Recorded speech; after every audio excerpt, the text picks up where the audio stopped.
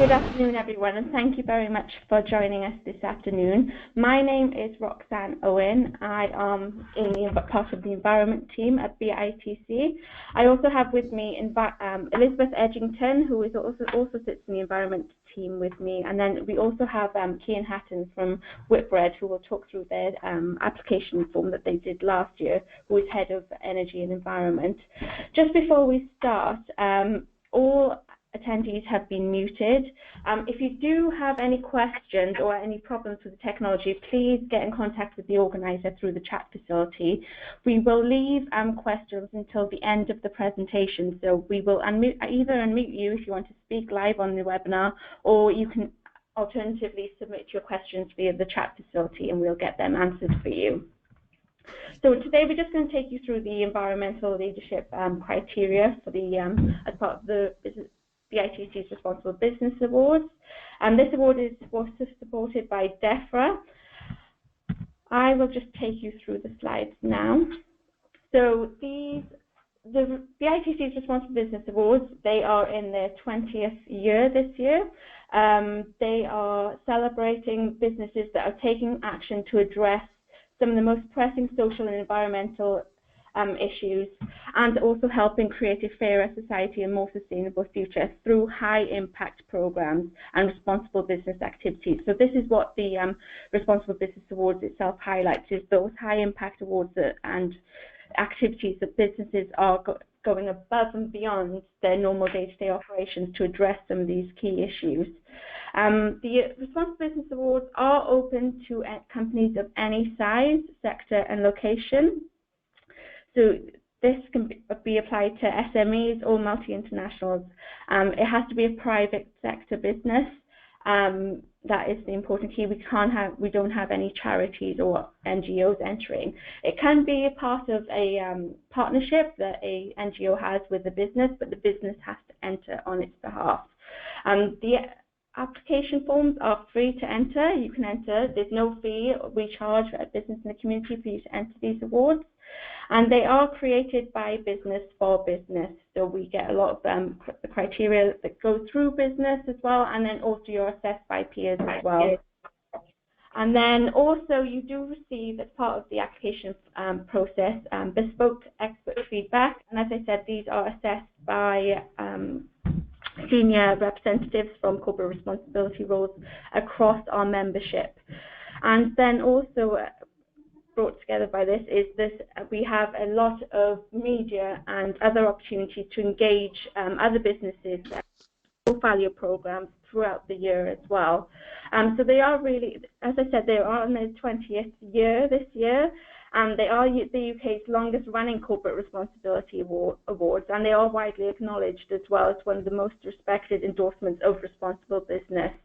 And as we mentioned, as they are free, it's an ideal opportunity for you to highlight any programs that you've been working on recently and the impact that your business has achieved. I'll now hand over to my colleague Elizabeth, who will take you through the finalists that went through last year. Thank you, Roxanne. Yes, hello, I'm Elizabeth, and I'm going to be just talking to you a little bit about some of the finalists last year, so you can see the breadth of the companies that have been engaged in the awards in recent times. So last year we had finalists including Elan Hair Design, who are the UK's most eco-friendly hair salon. Now this is one hair salon, it's a small business, and they were showing how they'd invest in new technologies and into waste management to actually really streamline their business. Then we move on to John Paulsford Associates. Again, this is an SME who mainly supply furniture to NHS and other health businesses, and they started to offer furniture repair and recycling services because they realised that their business was delivering new furniture and people didn't know what to do with the old furniture. This has actually really helped to save waste and also has presented a lot of cost savings as well. Then National Grid, Natural Grid.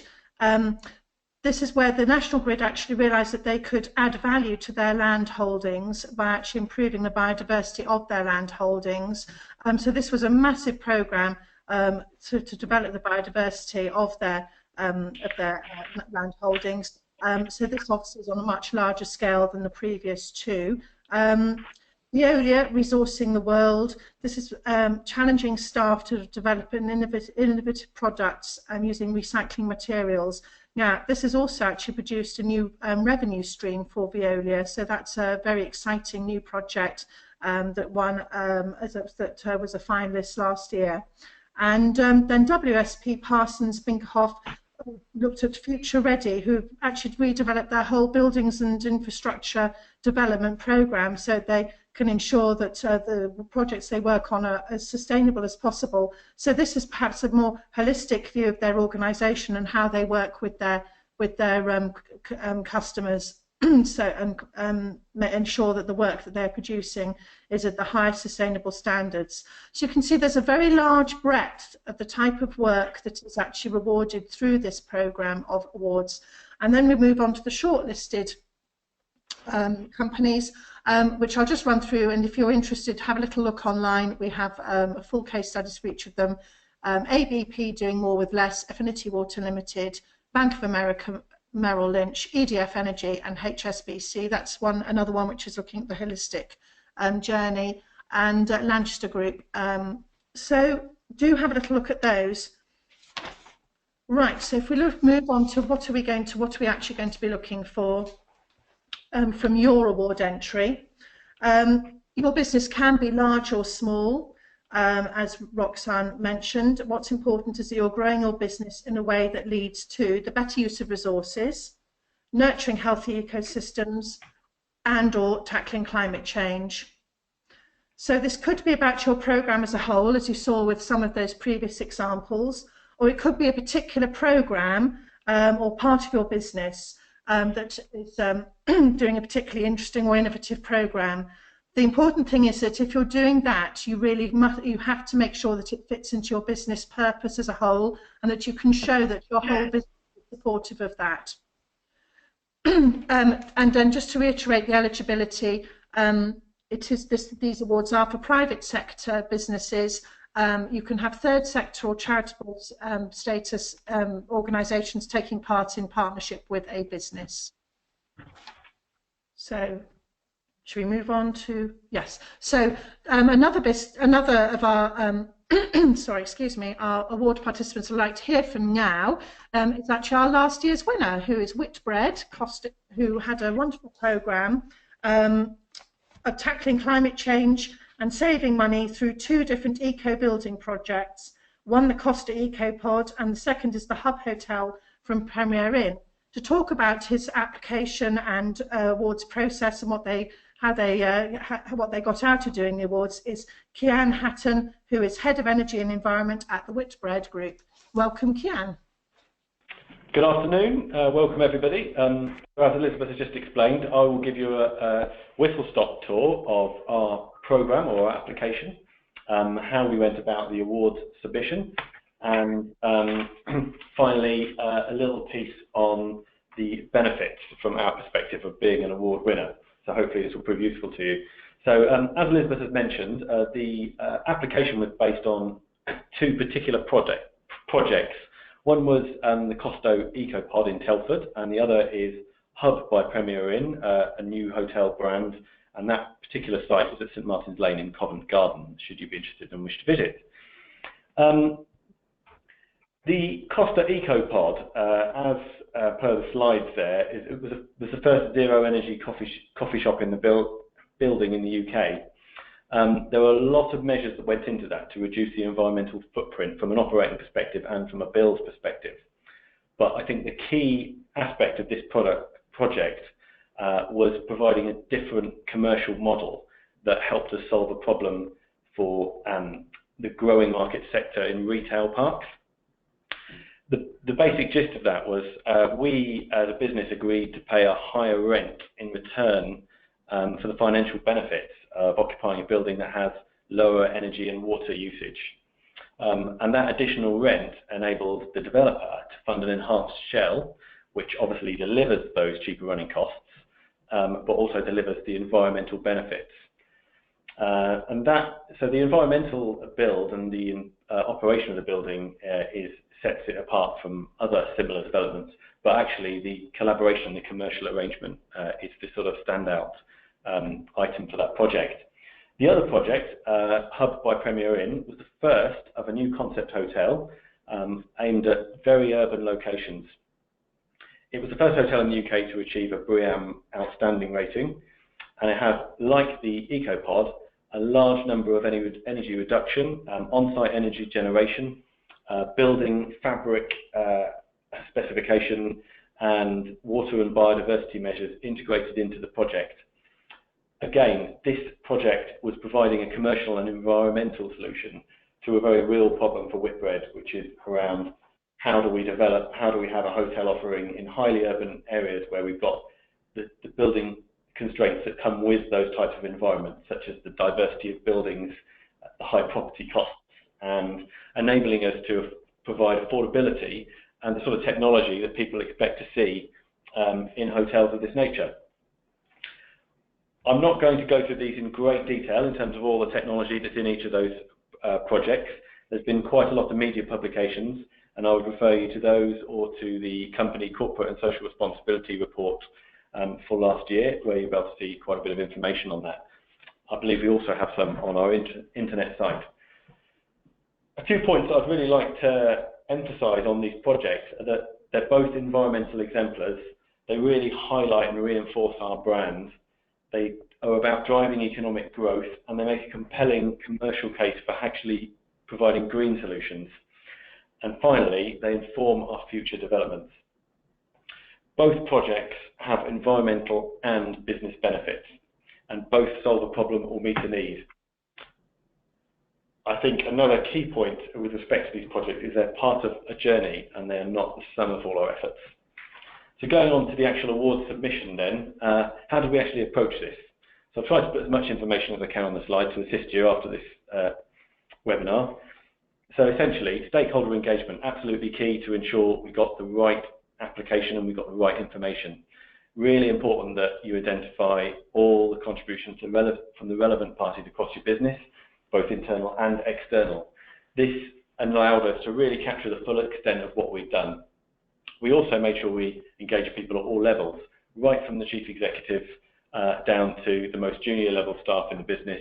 Anyone who contributed to it, we made sure they were engaged, and we captured their views, their opinions, and their contribution. In terms of the application, we told our full story. We didn't assume that BITC knew anything about our wider programme of work.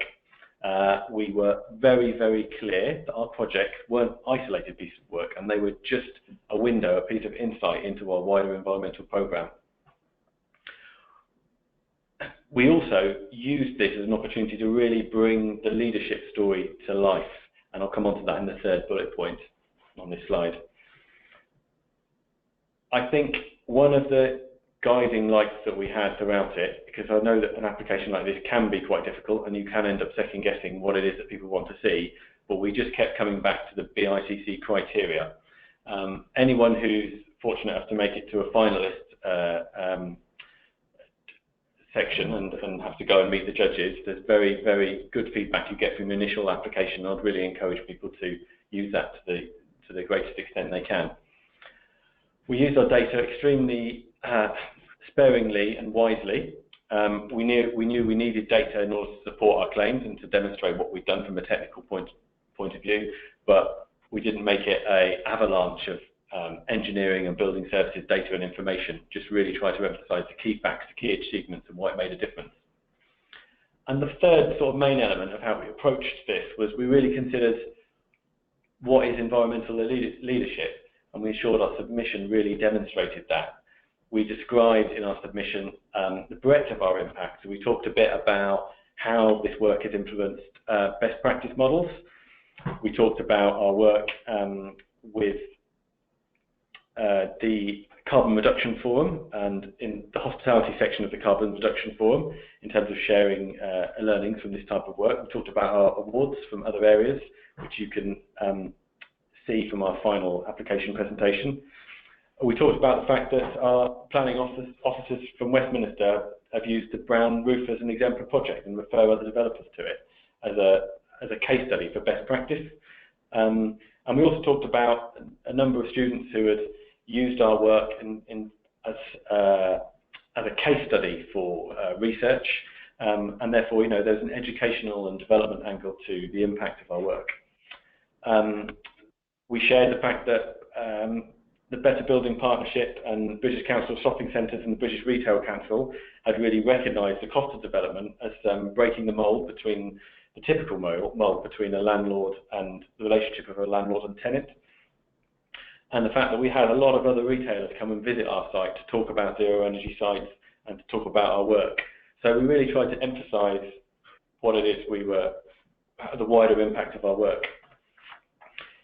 Coming on to the piece around the benefits for Whitbread, I've tried to condense them down to some really straightforward, clear benefits that hopefully you'll recognise as something that you would like to have. I mean, firstly, obviously the BITC is an incredibly credible organisation, and the other people that were involved in this award were credible projects from good people who've done some great work. So it has a great credibility about it. The success for us was really celebrated internally. We got recognition at all levels of the business, and this is really great for our colleagues and all the people who had contributed, because these clearly weren't projects of one person, they were projects for many, many individuals across the business. It was great recognition for our external partners. So in the Costa EcoPod example, Hammerson's, the landlords, they were recognised in this. Obviously our main contractors in both projects were recognised. And it really allowed us to use it as an example of when we choose to demonstrate leadership and collaborate on an issue such as environmental and sustainable construction, there are some great benefits to it. The actual application and assessment process itself really tested our thinking about environmental leadership and made us look at what we were doing more closely. And last but not least, a great evening out at the award ceremony and a good time had by all. Okay, thank you, Kian. Well, there you've got some hints and tips from an award winner from last year, so please take note of them. We are going to share the slides, by the way, at the end of the after this webinar, so you can take to note everything that we've said. But I thought I'd go on then to emphasise what Kian has just iterated really, and what we are looking for in a good award entry. Ultimately, if you want to be an award winner, you should be able to demonstrate the following bullet points. Elizabeth mentioned that we are looking for businesses that are addressing some key environmental challenges, so that's adopting a better use of resources, nurturing healthy ecosystems, and tackling climate change. As Kian mentioned in his the projects that they've been working on, they have crossed a number of these issues as well. So you don't need just to be tackling one of these issues, you could be tackling a range of these issues. But I think one thing that is important for you to consider is that the issues that you are tackling and the environmental challenges you are tackling are key to your business as well, they're material to your business. For instance, we don't want a construction company entering about paper use, reducing that. That's not what we're looking for in environmental leadership. It should be really material to your business. You should also be able to demonstrate the environmental impact that you've achieved so far. So not just the short-term benefits, but ultimately the long-term benefits as well, the environmental impacts that you'll have as well. We're also looking at the business and economic benefits of addressing these environmental change challenges. So what are the key benefits that have been gone back to your business, not just the cost savings, but we're looking at new market opportunities, greater stakeholder engagement, greater perception amongst employees and stakeholders. So that's the sort of thing, business benefits, that we are looking at. We're not just looking at the return on investment or the cost savings, it's far wider than that. I have to emphasize that Elizabeth is going to go through the application form in a bit more detail, but the environmental impacts and the business benefits have a good weighting of the application form. So it's very important that you have the information at hand to input into those sections. And then ultimately, to be an environmental leadership winner, you need to be able to demonstrate effective and innovative collaboration with your key stakeholders. So you need to have identified those target groups, and then also to maximize your environmental benefits. So how are you going beyond your direct operations to collaborate with your competitors, for instance, with your industry, or with other NGOs or organizations that can help you achieve the objectives and targets that you've set out for yourself. And then just a bit more detail on what makes a good entry. It's no good just having a statement on what you have achieved. We want evidence of that, qualitative and quantitative evidence if possible. So the quantitative stats and figures that you've achieved so far, and then quantitative evidence. This is to bring your story to life. So if you've got a senior advocate within your business, get a quote for them within the application form to provide evidence that you have got that senior level investment within the program, or from your stakeholders. You could be working with your supply chain, for instance, get a quote from them. That would be good as well to emphasize more what you're doing. And then also what we require as part of this process is measurable KPIs to say that how are you going to achieve the objectives and targets that you've set out to achieve at the beginning of the application form, which Elizabeth will go into a bit more detail on this shortly. And then also identified your target groups. For instance, why are you targeting your supply chain? Is that integral to your business? It should become a bit naturally, and obviously should be evident to make common sense who your target groups are, but it's just to be clear within the application form that you have identified who your key stakeholders are. And then obviously, as I mentioned earlier, it's a variety of stakeholders and senior advocates as well. So in order to demonstrate environment leadership, we want you to demonstrate the leadership within the organisation, and then outside the organisation as well would be great for a good award entry.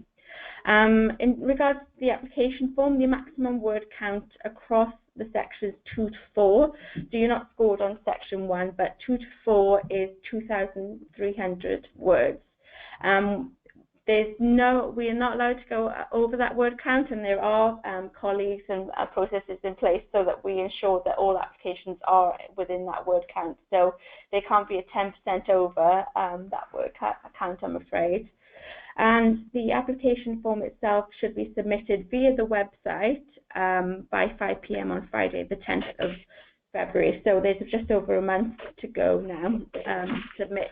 And in order to download the application form as well, you should have a separate login that you have to enter the website via that link on the screen there for you to download the application form. It's in the Word format, so you can then edit it and then upload it again to the entry form. Please do not email my colleague Elizabeth at 5 p.m. on Friday. You have to submit everything online so that it's accounted for, and we make sure that everything's come in fair and square. So that's an important point to take note. So I'll just hand you over to my colleague Elizabeth, who will take you through the application form in a bit more detail. Hello again. Right, so if we look at the application form, you can see the scoring there. It's important to understand that you can have the greatest environment program or project in the world, but if you're unable to actually complete the application in a way that shows the assessors what you've done, then unfortunately you will not be successful. So quite a lot of this is about exam technique. So bear with me while we go through this. So if we have a little look at the percentage score, you can see the first part, the company and program details, no score for that. Then section 2, 10% of the score for understanding the purpose of your whole program. And then section 3, management and engagement, 30%. And then section 4, impacts and achievements, is 60% of the total score. Now, you must also ensure your CEO is involved, that they do a sign-off, and they include a quote. Now, this is all because when you, if you are actually successful in going forward to be shortlisted or a finalist or winner, then we'll need to use that quote within the communications. So that's why that needs to be there, and you will need it in order to put in the application. Okay, let's move on and have a look in some more detail. So the first section that you get scored on is the purpose. What key environmental issues are you aiming to address? And this is all about providing a business case and the key environmental objectives and targets. So the first part, explain the business case behind your environmental objectives and targets. We need to know how the approach aligns with the core aims and values of your business, and they really have to relate to one or more of the key environmental challenges that we've put together in the criteria. So about better resource use, or about nurturing healthy ecosystems, and about tackling climate change. Okay. We also need to understand what positive environmental benefits you're actually aiming to achieve, and we need to know about this within the short and the long term, and long term means beyond 3 to 5 years preferably. So ensure that your targets are smart wherever possible, and ensure that your objectives are referred to throughout the application form, so we can see that your business really got this throughout its whole business model. Now, we also would like to understand the process that you use to actually identify these issues. So we need to understand, as Roxanne mentioned, that you are actually tackling the environmental issues most pertinent to your business, and also how they align to your company values. This is really important, and should be a fairly easy one for you to answer. Now, I'm going to let you into a secret. There is in the guidance pack an assessment scoring guide at the back, and that really is the holy grail of how to actually complete this application form, because it actually tells you exactly what the assessors are going to be marking you on, and it even tells you how many points you'll get for including different elements within each section of your answer. So in order to get an excellent on this section, you need to have a clear explanation of the environmental issue being tackled and a compelling business case. Company aims and values are evident in the chosen approach. We also need to note the business has related its environmental issues to its core business, demonstrated through clear and long-term objectives and aligned targets, what you're going to try and achieve, and the planned scale of impact is appropriate to your business's scope. So there you are, that's what you have to do to be excellent. Now, there are different iterations up to excellent, and don't be worried if you can't hit excellent on everything, because you can't always, but do have a look at that assessment scoring guide, as it will genuinely help you to complete this successfully. So let's move on to the next section, please. So section 3 is about management and engagement, and this is 30% of the total score. And and this bit the first question, 3.1, it suggests you use 400 words approximately, and the second section, 3.2, also 400 words. So these words suggestions are suggestions only within the context of these questions. Overall, you must stay within the 2,300 words.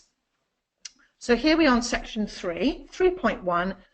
It's about how are you embracing smart growth through better resource management, valuing nature, and or tackling climate change. So you want to know about your investment strategies, your management, and how you're meeting targets. So if we have a quick look at that, please explain what investments your business has made to achieve smart growth. So this could be financial, but it could also be about human resources, in-kind resources, and you can also perhaps look at if you've made a longer term investment regarding ROI than is usual for an environmental impact. So that might be quite an interesting way to tackle this. Management, we need to know who is ultimately responsible for that return on that investment, and what your management structure is for this program or project, all the way down from the board, and how you're actually managing this program day to day.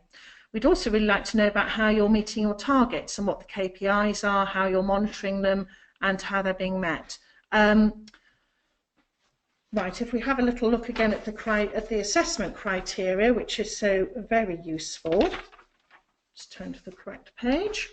It says here, the business's approach to embrace smart growth is robust and managed as part of core business processes, providing an excellent return to the business. So this is for excellent. The management processes are well planned and executed.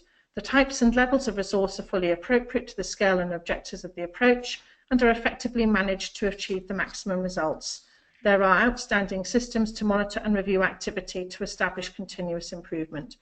So that again, that is for excellent, and there are different iterations leading up to that. So have a little look and see where you can meet those criteria, and make sure you write them all down in this section. So if we move on to section 3.2, which is about how you're collaborating with key stakeholders. I think this is really interesting. Kian talked about this a lot, and obviously was an important part of his application. So we need to understand that your business is working with others to influence environmental benefits beyond your direct operations.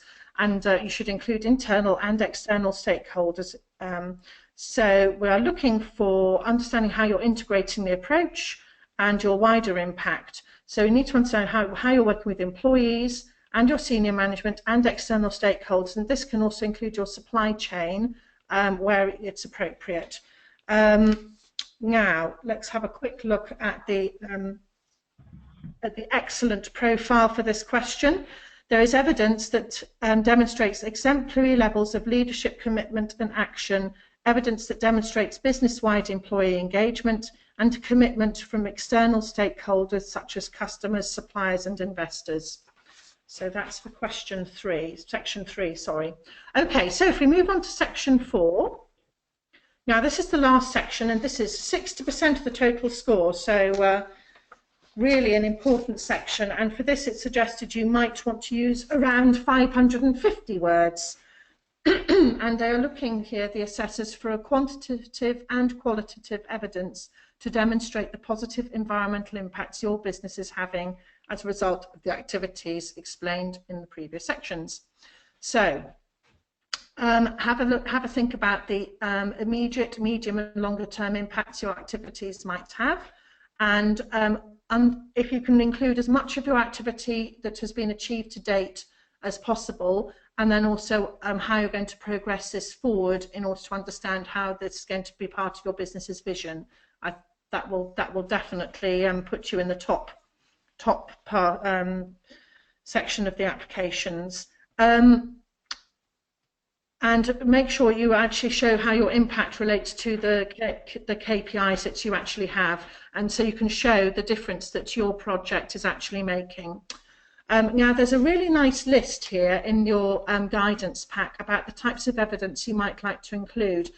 The important thing is to ensure that this is actually relevant to your business and to the project that you're actually telling us about. So be very careful that you only use the ones which are actually relevant to that, and also your wider stakeholders. Okay, so if we have a quick look at section 4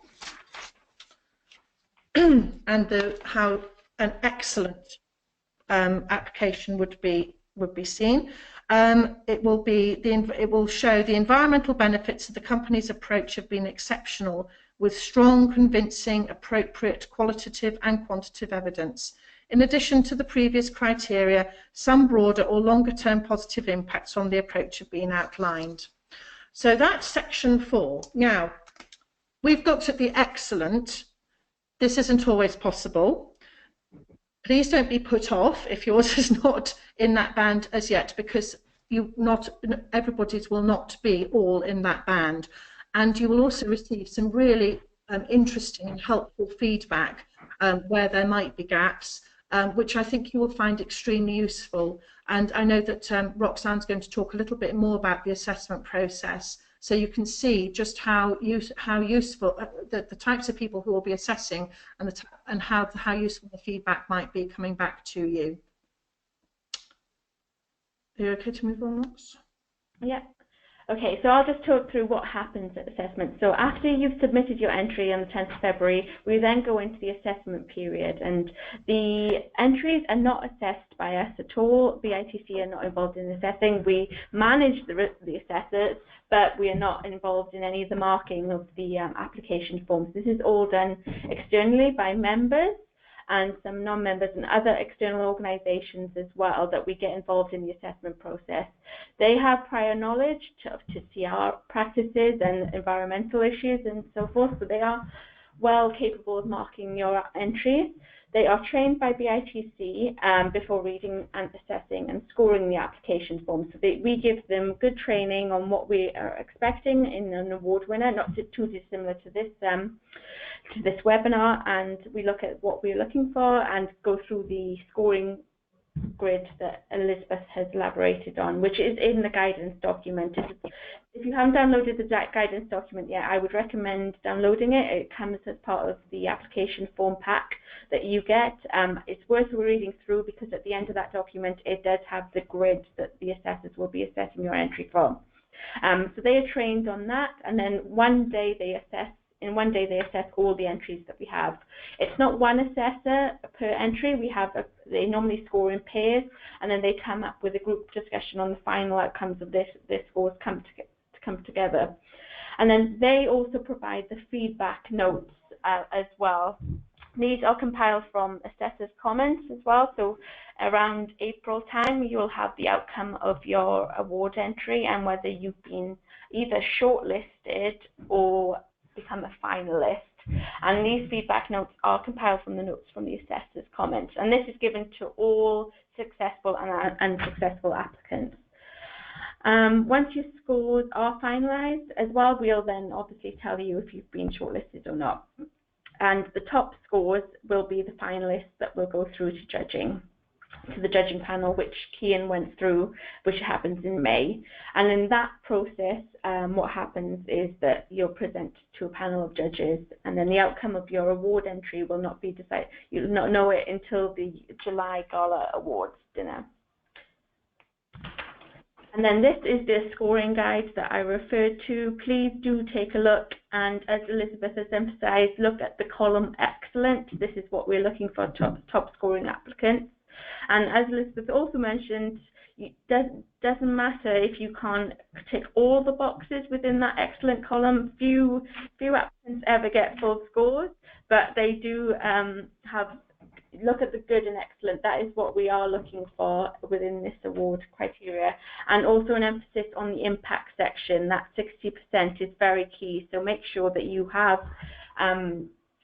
identified all the impact and the business benefits, because that's 60% of the weighting and can sometimes sway an application form. For instance, we've had some application forms that are very good given the purpose of the program and what they've invested in, but they've been let down by the impact that they've achieved so far. So just for you to be aware of the business benefits and environmental impact section is very important. I can't emphasize that enough. And then also the guidance notes. Please do look through the guidance notes. It is a 10-page document, but underneath each of the sections it gives detailed information on what we need within those sections. So please do take a look at it. And then also, you need to back up all your statements, ideally. That's what makes a good application form. So we are looking for quantitative evidence. So there's an example there, but within the Environmental Leadership Award, we'll be looking for X amount of waste reduced, or X amount of carbon reduced as well. So it varies from applicant to applicant, but also it's important that you bring quotes in as well, and also images and infographics, because that really brings the application to life as well, and it emphasizes it gives more of a fuller picture as well of the application form, rather than just bullet points of facts and figures. So please do make it more into a story. Tell us where it's come from, and then also emphasize. You can use tables as well to put into the impact section as well. So I think a less text-heavy application is better than a fact sheet of bullet points. So please do get as many people to draft read it as well. I would get a critical friend as well, another colleague as well, to help you with this, because it is a 2,300-word essay, essentially. I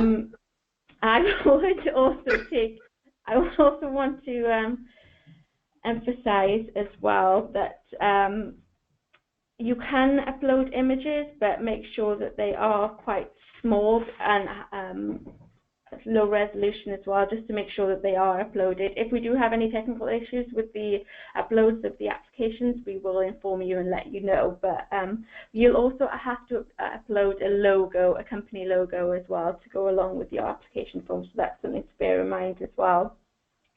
So yeah, just with the evidence, you just need to prove against all your statements. Facts, statistics, and testimonials is key. And also, we do not allow any hyperlinks.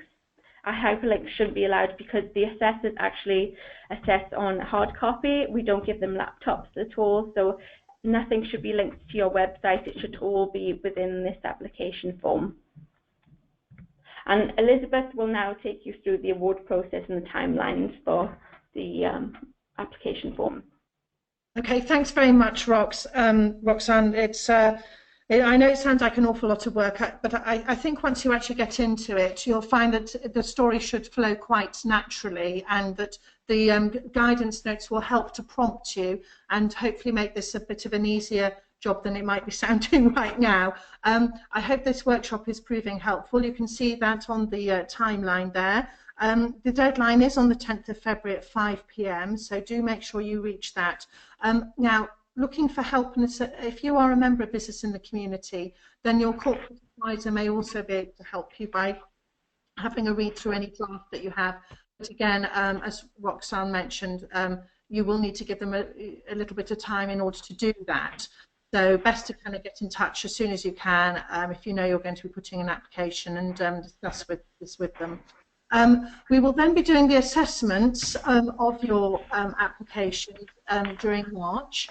This is when we have the assessment day, and following that we will actually explain to you who is actually going to be shortlisted during the week commencing the 10th of April, and will then actually be announced publicly during Responsible Business Week, which is later on in April. It's actually on the next search sheet, so we'll look at it then.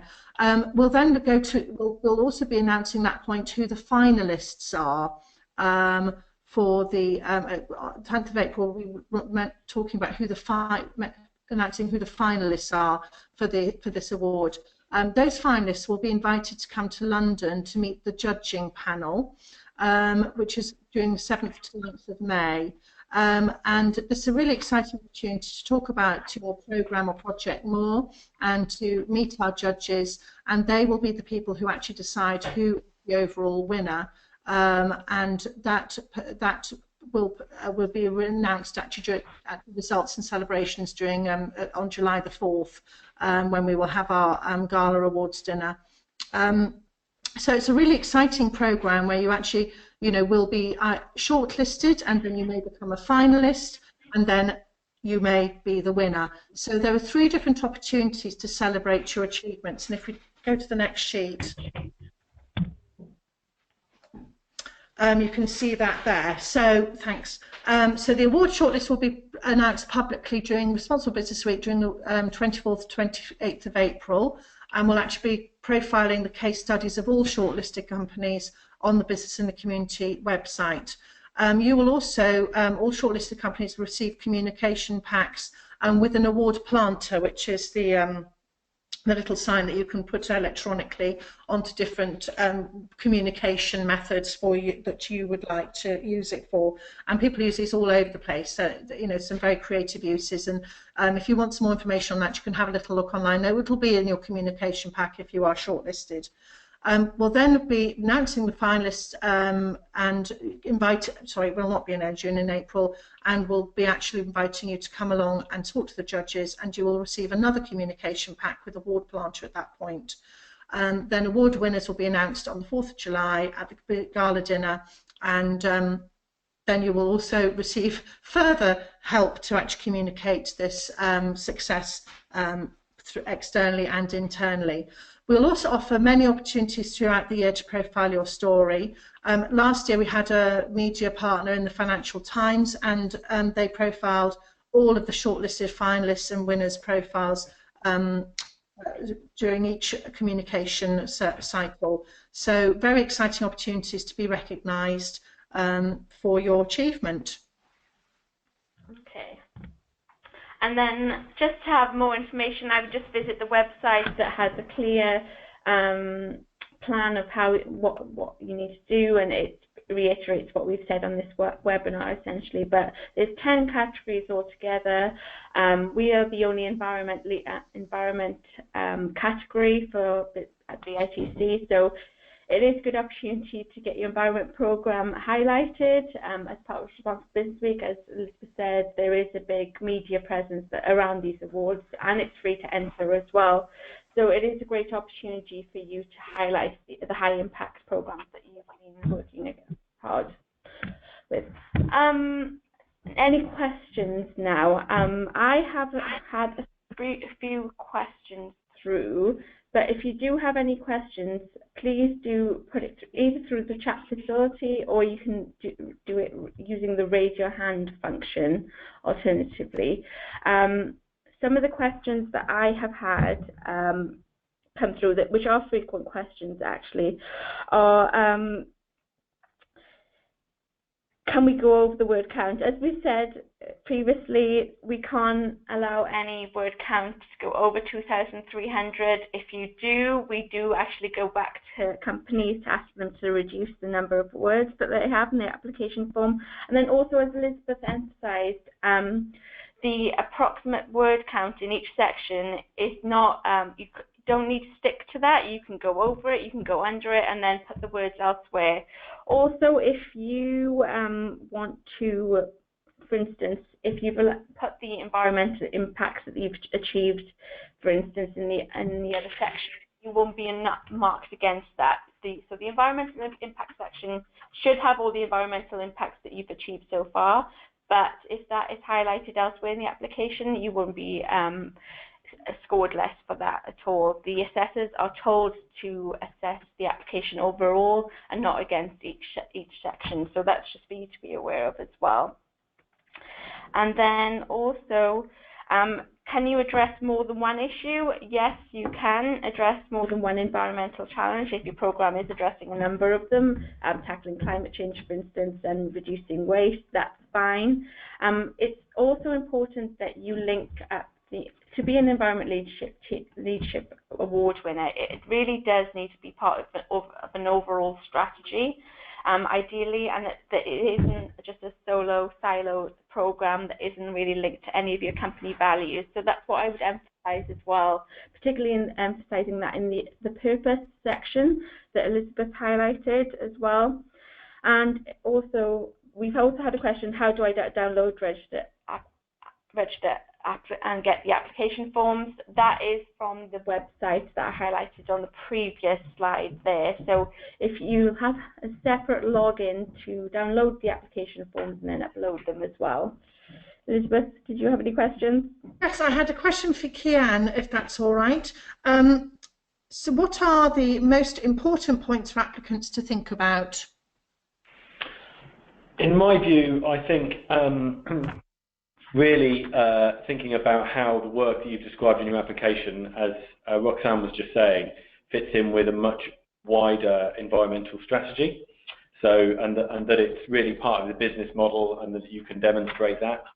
And I think how it allows you, the work you've done as part of the application, how it allows you to move forward, and also probably finally describing well the breadth of your impact. Yep, that's right.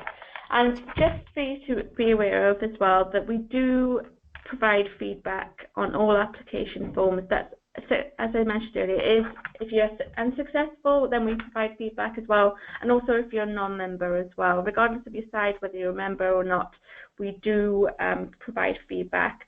But also, as Elizabeth highlighted earlier as well, for members, we do actually read through a draft of the application before you submit, and ideally this will be submitted a week before, at least a week before, in advance of the deadline, so that we can get back to you in a timely manner, because sometimes, yeah, if it can get quite manic that last week. So start your application and your draft application as soon as possible to get to us, so that we have enough time to go through it with you.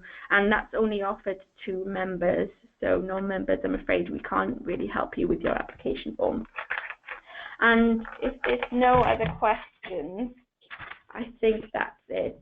But just to emphasize that we want all the applications and a variety of applications, and you're not judged against, you're not competing against each other at all. You're competing against the criteria itself. So as Elizabeth mentioned, it is good exam technique. All the information that you need is provided within that guidance document, and the assessment scoring guide, which I'd highly recommend you reading through and making sure what we're looking for in an ideal winner as well. So all the information is there, but if you do have any questions, Elizabeth Edgington is the category expert and is managing this award. So Elizabeth, if you're willing to manage all the queries that we'll get from this webinar. Yes, absolutely. And again, I do reiterate that you are not competing against each other at this stage. if your application scores adequately on the assessment against the criteria, then you will be a shortlisted company and therefore be able to have your case study made public and receive all of the communications that you can actually get through that. So do please put in your award entries. If you're a member, make sure you get to the help you can get through your corporate advisor, and do give me a call if you have any questions, or get in touch by email, and I will get back to you as soon as I can. Okay. Thank you very much, Roxanne, and thank you very much to you, Kian, for taking part in this webinar. And thank you to all. No problem. Thank you. Thank you. I think that's it.